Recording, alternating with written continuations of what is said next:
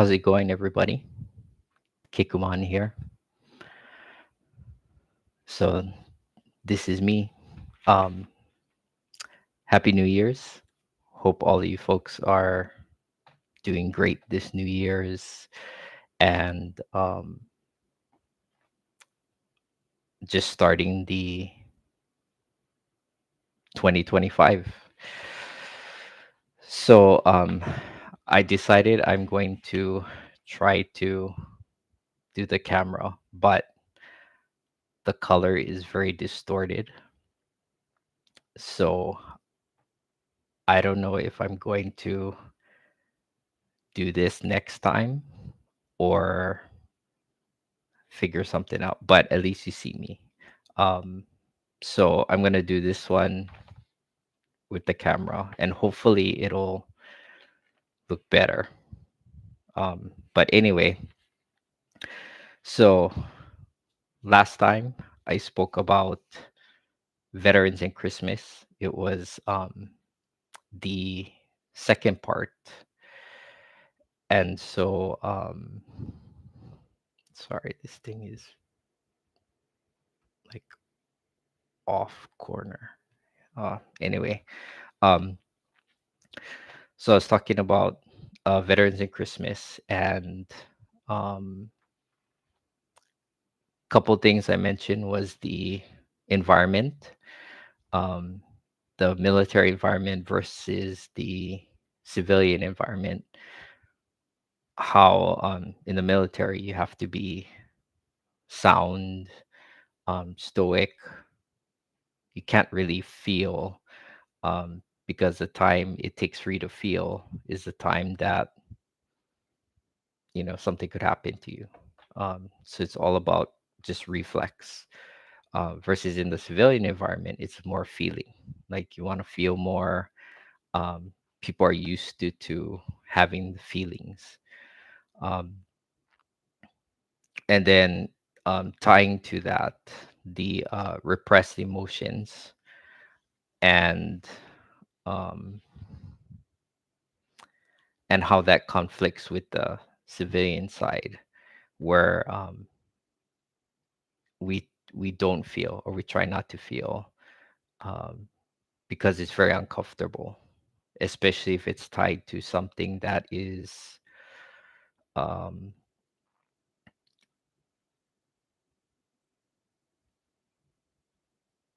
cultural, uh, socially accepted within the community or in that environment, or the activity itself.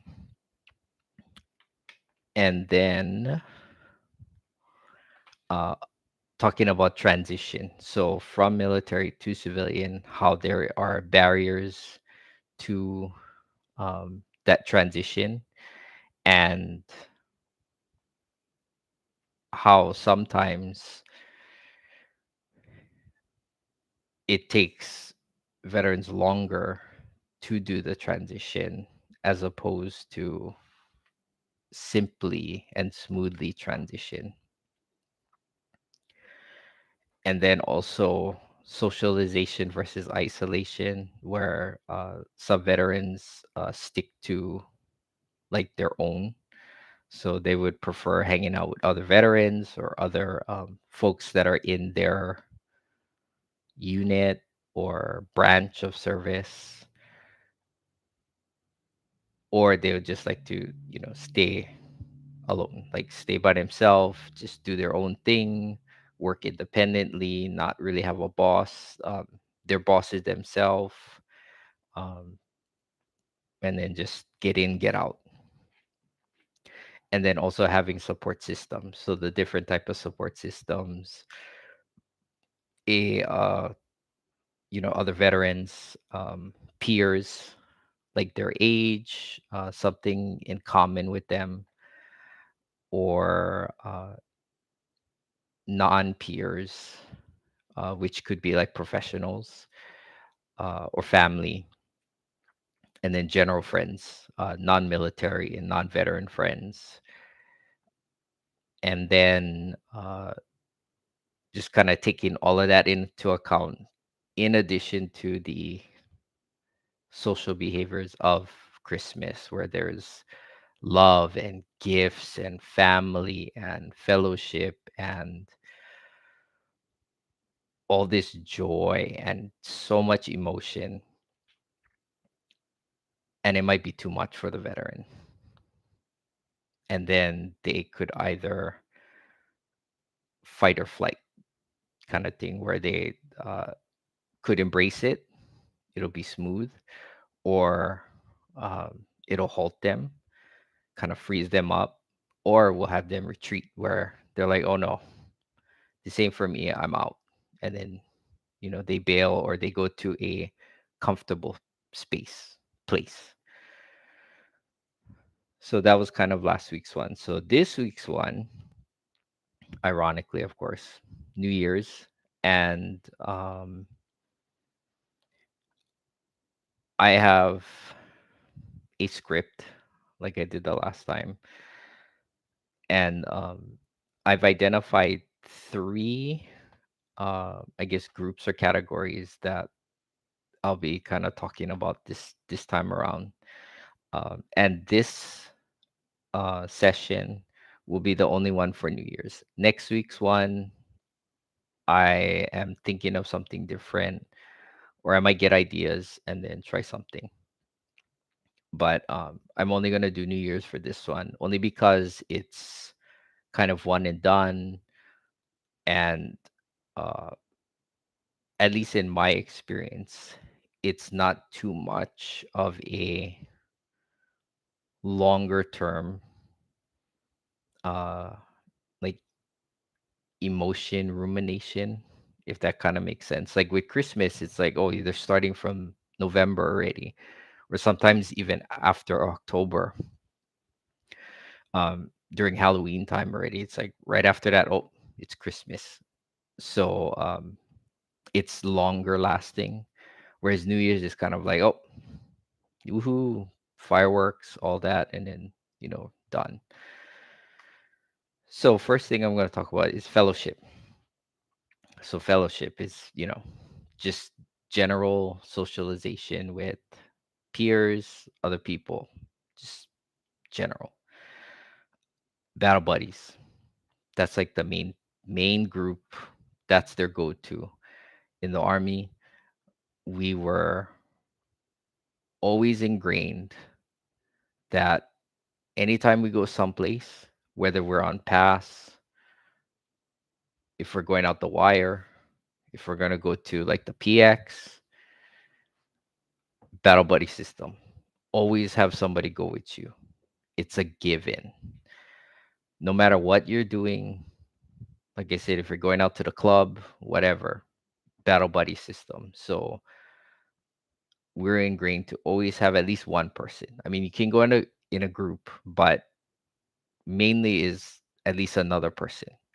Anything happens to you, you got that other person to cover your six. I mean, it's automatic. I mean, even in wartime too, you're going out there, you don't know who's behind you, and you're not going to spend time continually checking your back because you're going to miss something in the front, and then that's it. You're done. So it's always good to have another person with you. So in the army with the battle buddies, that's your go-to. So anytime I need to talk to somebody, or I just need to vent, and it's something relative to like the military or what I'm experiencing, uh, my go-to is always like a battle buddy, somebody that was in the army with me, someone that was in my unit, um, just to like vent, even if it's for a little while, just to vent, or brainstorm, talk to them and say, hey, are you experiencing this? Like, have you done this? Or what have you done in dealing with this? If they're experiencing the same thing. Um, and so that's the main group. So typically, I mean, I'm confident 99% they're gonna go to another battle buddy, somebody in their unit, uh, someone that's at least in their branch, same MOS, and they're gonna talk story with them and say, hey, you know what? I'm going through this. Have you dealt with this, or are you dealing with it? And what have you done to like get this, shake this off? Non-military professionals. So these are like the shrinks, your psychologists, social workers, doctors, and it could be military. Not necessarily they're in your unit. I mean, we had combat medics with us.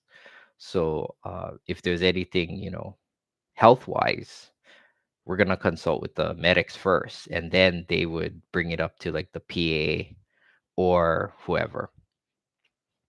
And we trust them because we built this bond with them. And in our unit, we didn't have any female medics. Or I think our platoon, another platoon in our unit,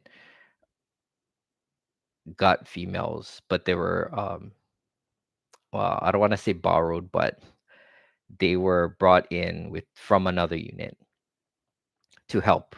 So they were partnering with us. And but for us, we had male medics, and it was a little bit easier to like talk story with them because they're boys. They're like, oh hey, it's like one of my boys. So um, it was easier to talk story with them, and and then they can understand more as compared to if you're going to talk to maybe a female medic. You might feel shame, embarrassed, nervous, or you don't even know what to say.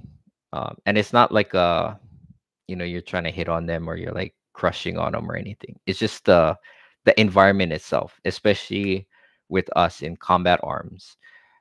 First and foremost is like we got to be the tough ones. We're the ones that's front line. We deal with everything. Like like the worst possible scenarios, we're out there. That's us. Then they bring in other units that are they call them support, which is like the medics, engineers, transportation, aviation. Even though they could be directly supporting us,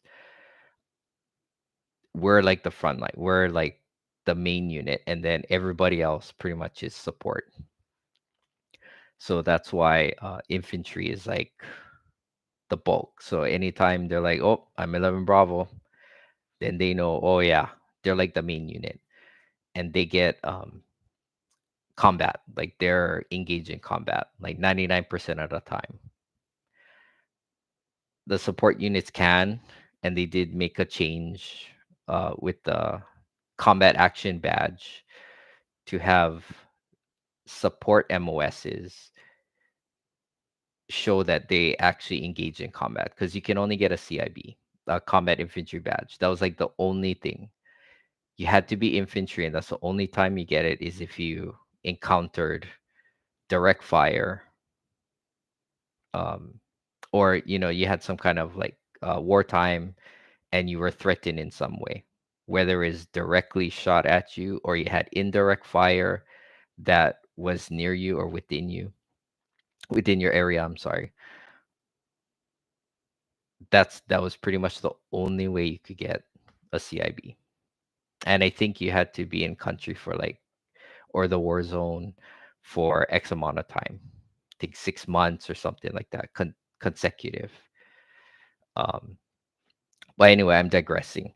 So as far as non-military professionals, that's like the social workers, doctors, mental health therapists, marriage and family therapists, those folks. And then you could build rapport with them, talk story with them, and then try and work through things with them. But again, it's a matter of trust. You don't have trust, you're not going to share. I mean, it took me a while to be able to share certain things with people only because For one, I didn't want to scare them off. That was like the big thing. I mean, the crap I had to deal with, or I saw or encountered, it's probably like way above what they would think, and I don't want to scare them off. And then the other thing of it is, they hear that, they're like, "Oh, this guy's in the loony bin. Like, there's no way. Like, we're not gonna mess with him or bother with him because he can go postal on us." And so I had to build that rapport or build trust in order to share certain things. So I'm not gonna tell my whole life story to one person, and then another person I'm gonna tell them my whole life story. Like, it's not gonna be that quick. Like, I gotta get to know them. I gotta feel that trust, because they could use it against me, or they could manipulate me. And what we were taught in the army is never show weakness and never let the enemy know your plan, because they're going to counter you, and then the mission is failed. So we're always on guard with stuff. And so so if you're working with veterans, or you're talking with other veterans, and they don't tell you everything up front, or they skate around certain things, just take it with a grain of salt, and make sure that you continue to build trust with them. Because if you don't, you're not going to hear nothing, or they're going to still skate around you, or they're going to be very dismissive and retreat. They'll be like, "Oh, no, I don't think this is working out. No, no." Especially if you don't have a commonality. Like, one of the big things is, "Oh, you're a doctor. That's cool. So you should know what I'm dealing with." Okay, that's cool, but I'm not dealing it like that, or I'm not feeling this. I'm actually feeling this. And some of them might counter the veteran and say, well, according to, my Harvard book, or this DSM-5, you're supposed to experience all these things. And if you don't, then you don't have it. You're not, you know, that's not your diagnosis. No, but that's how I'm feeling. And it's a myriad of different types of like feelings and behaviors. So it gets blended, and there's, comorbidity or dual diagnosis, and all this other stuff. And it's very complex. And I say it only because when veterans are trying to seek services, they're like, "Well, I'm dealing with all of this." Sometimes they'll just categorize it as like PTSD or trauma, or TBI, traumatic brain injury. Or they might say, "Oh, that's just depression or anxiety, or you're schizophrenic," or whatever. They'll just kind of group it into this one thing, and then maybe branch off through there from that. So it is complex. So when working with these professionals, of course, they'll know the foundation part of it. But in order to fully understand, the veteran would have to tell them everything. And in order for the veteran to tell them everything, they got to build trust. And then, of course, there's friends and family. So, I mean, family, of course, most of the time, I'm not going to say all the time, most of the time, the veteran will be able to share with them certain things and tell them stuff more than they would tell these non-military professionals. They may actually tell military professionals, so like a uh, army psychiatrist, for example. Like, he's actually a like lieutenant colonel. He's a psychiatrist, and he's in like the unit, just for example. because they're in the unit and they have this bond, he'll tell the army psychiatrist like everything, versus a civilian, maybe like a VA psychiatrist that's like, oh no, I never served. He may say less, way less to him or her compared to like the family. So there's all these levels of trust, and it all depends on the veteran themselves and how much they trust the person and how much the person will be able to take in that information and trust themselves from not divulging or embarrassing or making the veteran more vulnerable than they are. And that's another complex issue.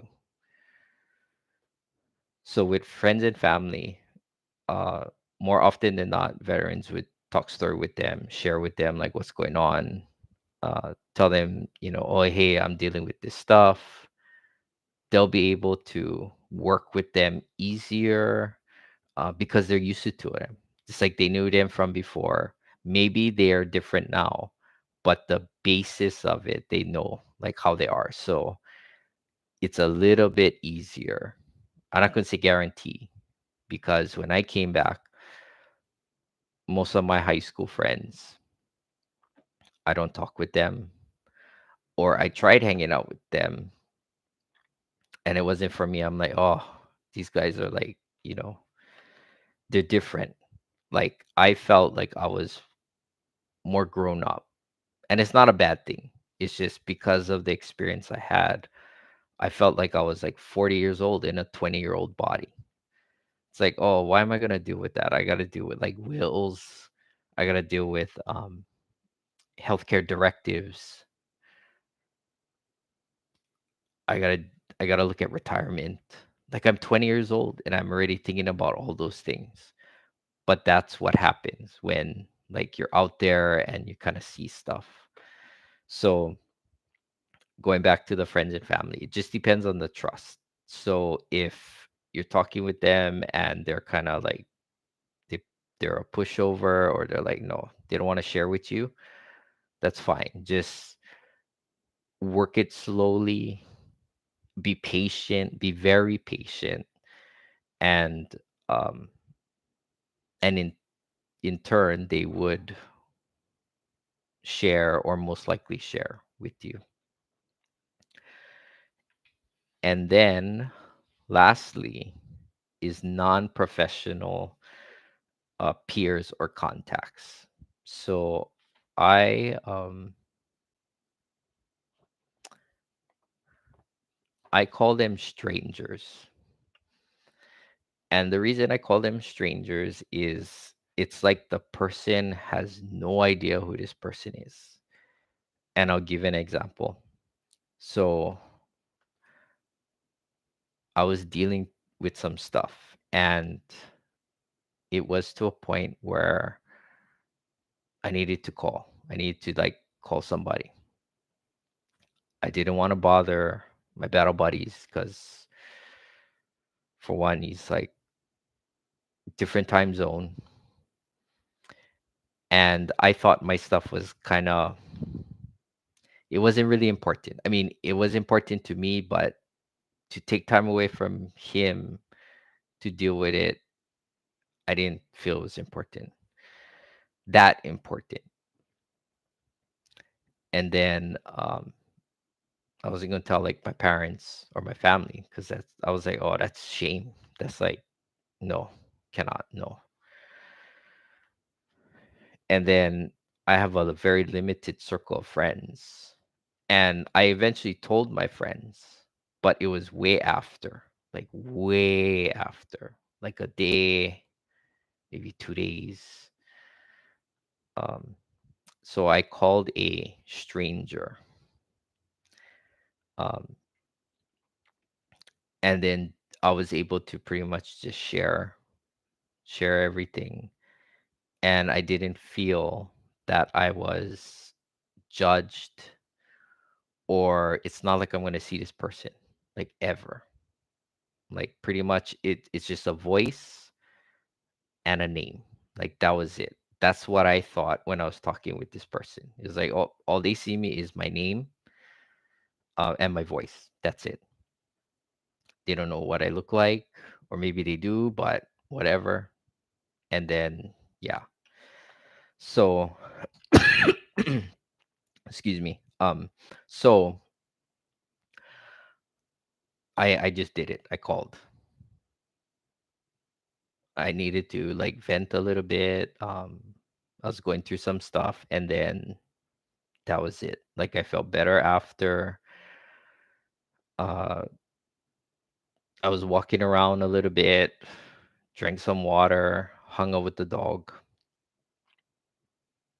and then kind of mellowed out. Like things kind of petered out a bit, and then I just went through my day. Then, of course, because I called, um, and it was severe in that sense, there was follow up. So, of course, like a couple days after, the week after, I'm getting follow up calls to say, "Hey, how you doing? Like, you good? Whatever, all that stuff." And it's just protocol. That's how it is. And you probably can tell by that type of protocol that you probably know who I called or where I called. And then from there, uh, I was just embracing stuff, tried to keep busy, and then things are like mellowing out. You know, and then with New Year's, of course, again, um, things kind of came up, but I was able to repress my emotions, so I didn't feel, and I could just go on with my day. So that part helped. Like it was good. I was able to kind of like just survive that day pretty much without any worry. I didn't have to really call anybody, just did my thing, done.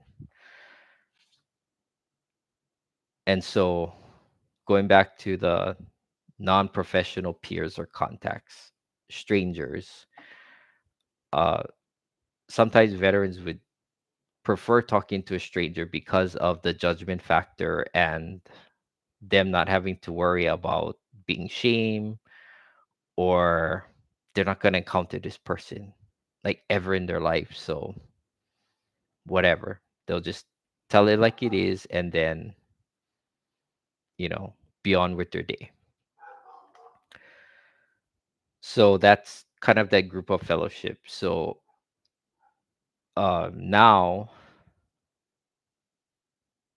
I'm going to talk story about vivid memories and recollection. So kind of using the same example that I was kind of feeling uneasy and I had to call like this stranger. um a few things had, I guess, triggered. um and of course with New Year's, what is the obvious trigger? Fireworks. So you hear fireworks, especially combat folks, sounds like mortars, sounds like RPGs, sounds like gunfire, pretty much. So that's like one thing. On top of that, now think, okay, you hear fireworks and stuff. Okay, it's like a barrage, like you hear that. So it's almost like continuous gunfire going on. You hear that. On top of it, let's add smell. So you have the hearing part and the seeing. So you see like sparks of fire, sparks of explosions, and then you hear. So that's two senses already. That's triggered. So you see it and you hear it. Now let's add smell.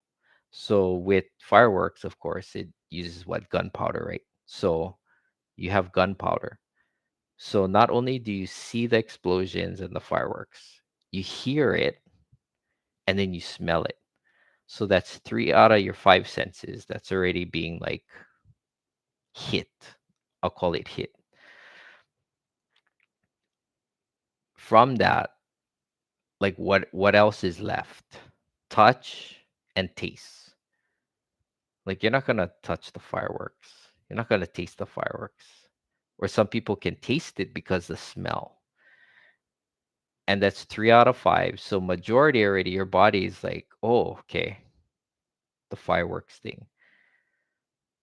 That can actually take somebody back to when they were like in country or when they were, inactive, like, you know, war or they engage the enemy.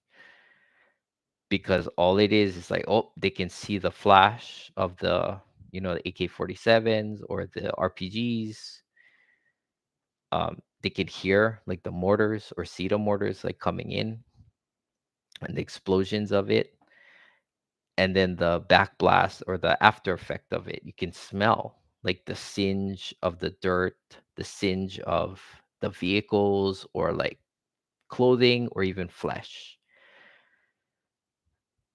So those three are like the main things they would the three main senses that hits them already.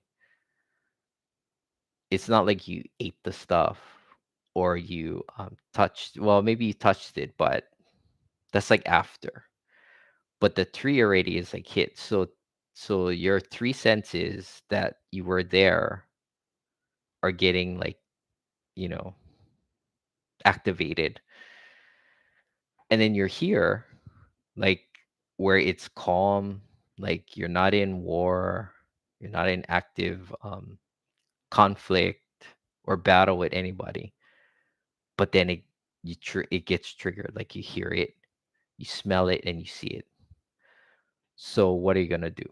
The body's gonna like react to it, and it could bring back memories like, oh, that smell could trigger like a particular incident that you felt or that you were there and you smelt that same smell and it's distinct, and you're like, oh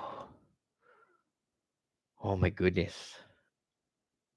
And then the funny thing is your memory of that incident will be like it was yesterday. Whereas if somebody were to ask you about that incident now, you'd be like, oh, I think I did this, or I think that's what happened. But then when you get activated, like your senses get activated, you're like, oh, it's like you remember it like it's either like right here, right now, or it was like yesterday. Like very clear. And it's so weird that it happens like that. So with fireworks, of course, with combat veterans, unless they're, actively seeking therapy, they have um, rehabilitation toolkit, I guess, uh, safety plan to do that. When they get triggered, they already know what to do. Like, oh, close my eyes and breathe. Or, okay, I need to go to this particular room, hang out with the dog or whatever. Just something, some kind of plan. Like they already know, okay, once this happens, this is what you do. Almost like a mission. It's like, oh, this is your orders. You do A, B, C. You encounter A, you do B, and then C happens. So again, with the fireworks, like with veterans, and it's conflicting because fireworks is like cultural, societal. It's like, oh, New Year's, you're gonna burn fireworks. Well, back then or before, that veteran maybe never encountered war or wasn't in duty. Was like, oh yeah, this is fun. Yeah, I can do it. I can do it. It's fine. But you tie that into something like negative or life threatening or a crisis, it's not gonna be fun. and then it will never be fun. Maybe they'll be able to manage, but it's still not going to be fun. Like they're not going to embrace it like that. Or at least in my experience or other folks' experience, it takes them such a long time, or they just completely avoid it. And it's fine. Like it's not weakness or anything. It's just that's how they deal. That's it. Bottom line, that's how they deal. So fireworks is like the big thing. So since, New Year's is over, well, it's done pretty much. There isn't like an ongoing thing of like fireworks. I mean, of course, there's still these randoms that would, you know, burn fireworks and do all these illegal aerials, and it could trigger the veteran, but at least it's not like a consistent barrage where they're like, "Oh no, I need time to like process this." It's like, "Oh, pow, it's done," and then they can like chill out, do whatever they got to do, and it's like, "Okay, it's done, pow, all good." Next.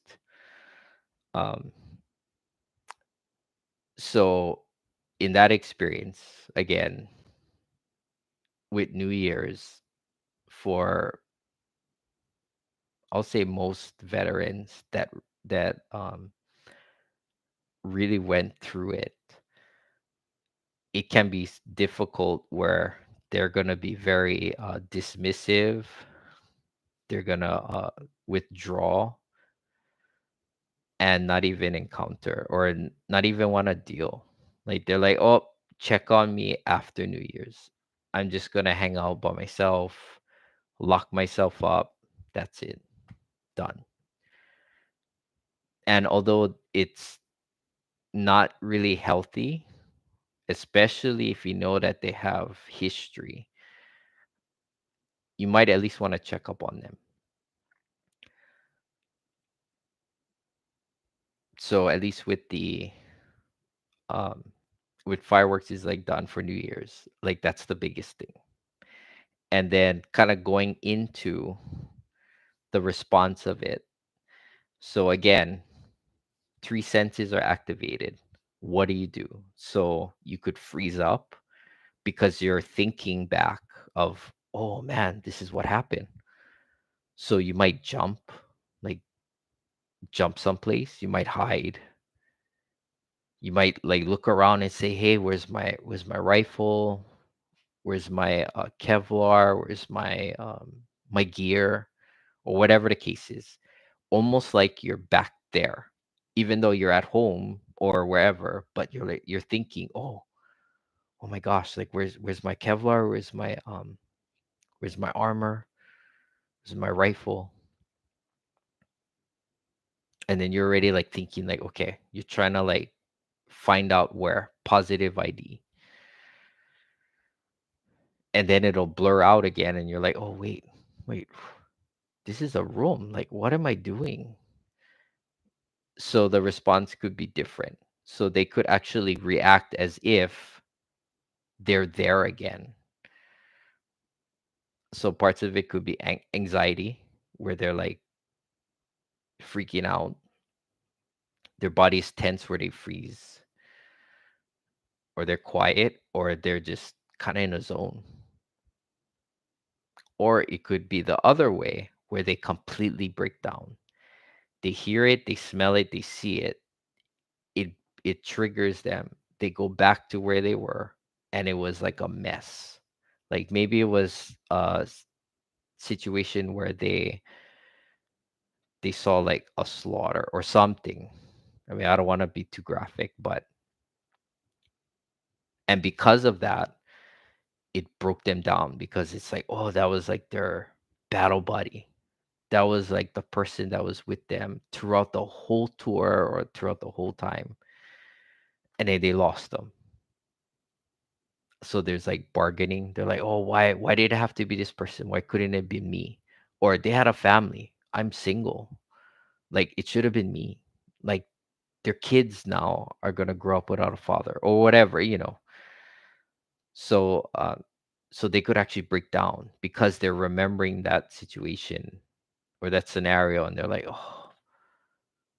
oh man. And then they're just sad. Like they might be crying, or they may just have tears, eyes are watery, and then they're just retreat or withdraw. That's it. And then they don't want to talk about it, or they just want to do their own thing. In the other sense, it could be a more hostile reaction. So again, three senses are triggered. So what do you do? You're in survival mode now. So you get upset, like you're angry. You're like, oh my goodness. Like, oh, I remember those people that did that. We're gonna take them out. We're gonna get rid of them. Like, forget that. They wanna do this to our brothers and sisters. That's it. It's on. We'll take them out. So you might get angry. So there'll be you could get frustrated. Your body will get tense. You might have, well, I wouldn't say superhuman power, but you'll feel like you have way more energy. The adrenaline's up, and then you just want to go. Like you want to move. Like you're not gonna, run away. You're gonna see that, you're gonna smell it, and you're gonna hear it, and you're like, I'm gonna find where that is. I'm gonna find where that is. And then of course, with missions, what do you do? Eliminate the threat. So they're gonna be like, oh, okay, these guys want to play, I can play too. And then they'll go. Maybe they won't like find the person or whatever, but it could be in the sense where they'll be angry and they actually want to go and find the threat, eliminate the threat because it triggered them. And then lastly, it would just be the complete in between where they're just frozen, stoic, zombiness. They don't do anything. They're just their body's there, but it's like their mind is gone. Where it's like their soul is kind of gone in a sense where it's just a body. They're not talking, they're just zoning out. You snap your fingers and they're just still in this trance until maybe like 5 minutes later, which could feel like hours, and then done. Like they're like, oh, what happened? They may not even remember what they were doing. They're like, oh, dude, you're just sitting there and you're just staring into space. Oh, for real? Yeah, we're like talking to you and you're just like zoning out. They're like, oh, I don't remember. Or it didn't feel like it was like 5 minutes, or it didn't feel like it was 10 minutes or however long. They're like, oh, it could just be a split second to them. But to everyone else, it's like, oh, dude, you're zoning for like 10 minutes. We're like waving our hands in front of your face. You didn't even blink. You're just like zoned out. So those would be examples of responses to it. So each veteran would be different. I'm not saying all would be a certain one. In my case, it depends. Like there's times where I could be anxious, or there's times where I could be angry, and it would just remind me of back then where they're like, oh, take them out, take them out, take them out, eliminate the threat. Not that I did it, but I'm just saying you could get angry or have that motivation. You're thinking it, you're kind of feeling it, but it's all in a matter of like self-control. Like, are you gonna actually fulfill it? Like, go out and do it? Of course not. I mean, if you do, then you're subjected to the law, especially if it's a legal thing. Like for New Year's, you can do it. You can burn fireworks. So it's like you just gotta handle. I mean, that's the self-talk. But um, you just deal. So any veteran that you're working with or talking with or have some kind of relationship with, and they react differently,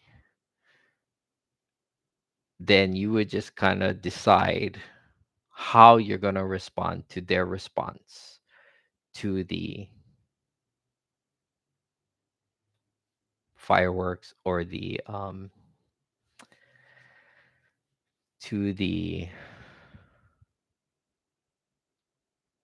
situation, the activity, the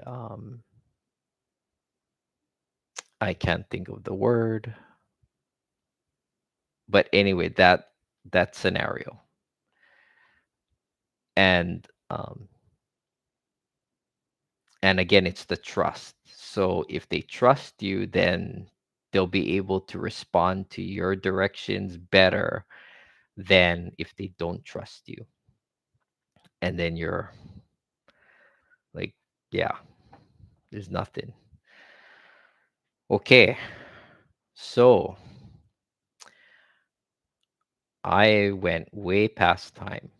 Supposed to be like 30 minutes, but I went like 16 minutes over. So I'm going to close it with the story as I usually do. So, New Year's, when I returned, we're on Oahu. Um, it wasn't too bad because, well, one, my battle buddies was with me. I was half the age I am now. And what was the biggest and common thing that's present with any type of celebration or party? Alcohol, right? So that was our thing. That was my go to. That was our go to. And because I was a legal age to drink, it was that much easier for me to get access to it because I could just go, to the PX, throw 'em my credit card, throw 'em cash. There it is. Take them back to the barracks. All good. On top of that, though, of course, I had like body pain. Like my body was like hurting. And they're like, well, we don't know what's wrong with you. So let's hook you up with pills.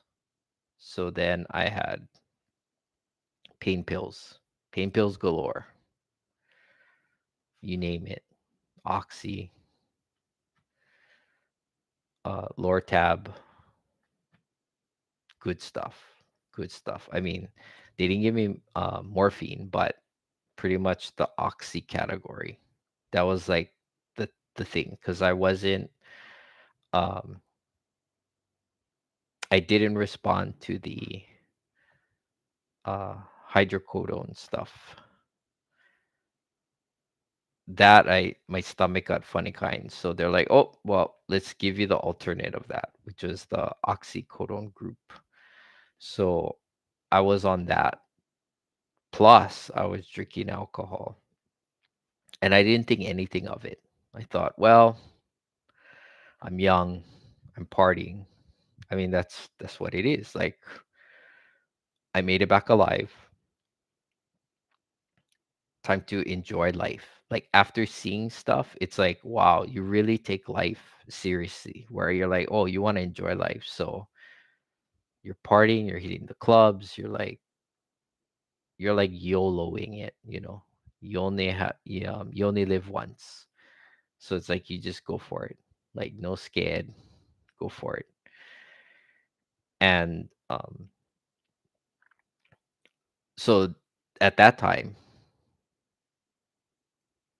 it wasn't too much of a bother because I was numb. Like I was either drunk or I was so emotionally or physiologically numb, that it's like I wouldn't be able to react really to it, or it was such a slow reaction to it that I didn't even care. I'm like, I don't feel anything, all good. So taking in that story, like 20 years, prior till today, well, for one, I'm not on that stuff anymore. Um, and I rarely drink alcohol. So for me, in order to deal, it's like I have to deal either like naturally, like physiologically, I just have to deal, or hopefully, there's some kind of like medication that I can use to deal with it, or I have my support system, battle buddies or whatever. So in this case, yeah, I had to deal. Like it was a struggle, but I had to deal. So back then I'm thinking, oh, if I had that, then this would have been no problem, like no worries. But I didn't. So it was difficult. And then there, of course, there's other things that, added to it that kind of made me like that, or I guess put me in that space, I'll say. And I'm not blaming like the I'm not blaming those other factors. I mean, of course, any decision, it's on me. Like I'm an adult, I'm coherent. I gotta accept responsibility. So I'm not putting fault on the external factors that happen that put me in the space. It's just a matter of it just came all at once. And I guess over the years, I was so used to where I planned things out, and I didn't encounter multiple, like maybe out of like five things that could happen, I only had to deal with like two things. In this case, or this example, it was like four or five things that happened out of like eight things. And then I'm like, oh my gosh, like it was so overwhelming. And yeah, like I just succumbed to it. And I'm not afraid to say that, yeah, I literally, threw up the white flag and said, I give up already. Like I cannot handle. Like it's crazy. So next time, hopefully, I'll be more better prepared. And then kind of in this message, sending it to you folks to say, in the event, you know, if you can, try and plan it out. At the time, you probably won't think of it. And usually, well, at least in my case, I try to plan only because of my experience. Like everything overseas is like my unit, it was always about prep. Make sure you do your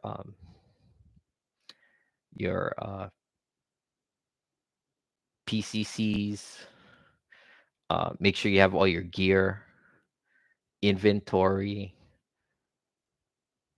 and always look forward. Like everything is plan, plan, plan.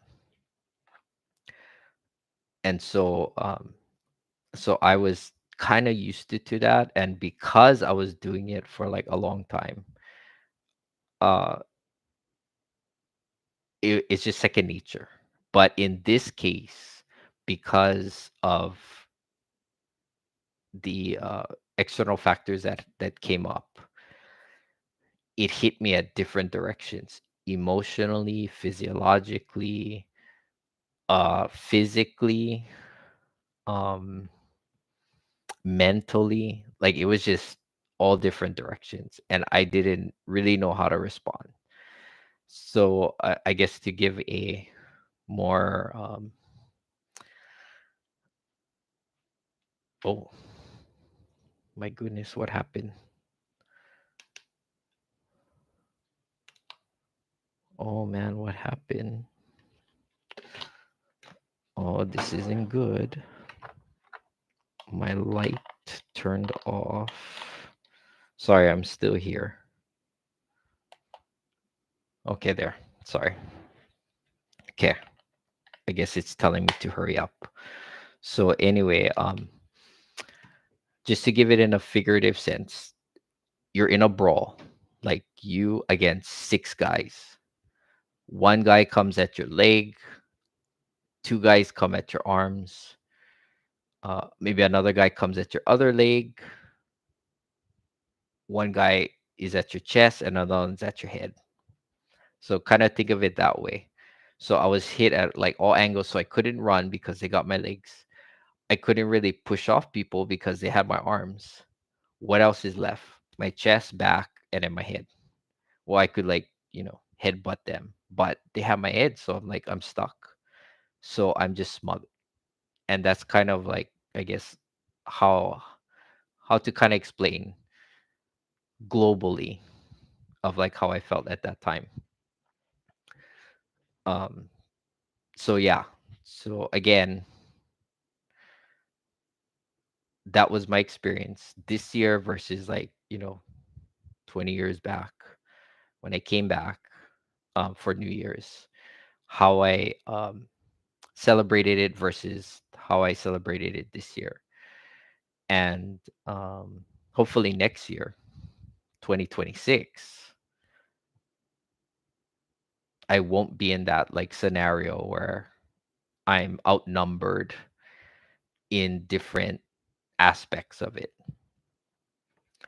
With that said, now I'm like way over time. Next week's talk story is going to be a surprise.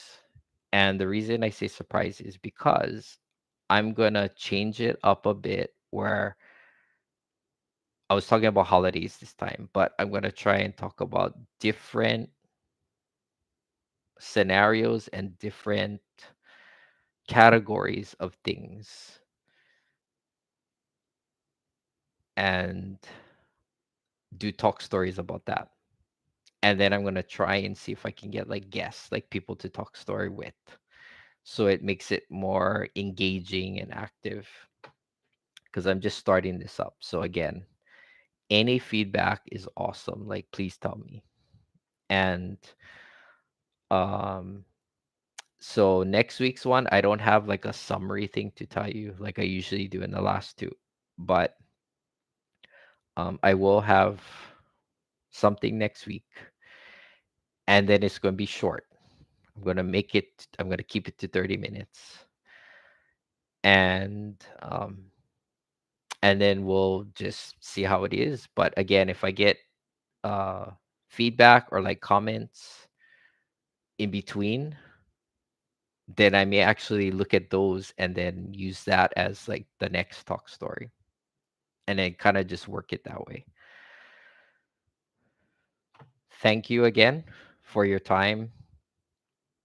Happy New Year. I wish you folks an awesome 2025 filled with success, wealth, and great health. Till next time, we'll talk story again.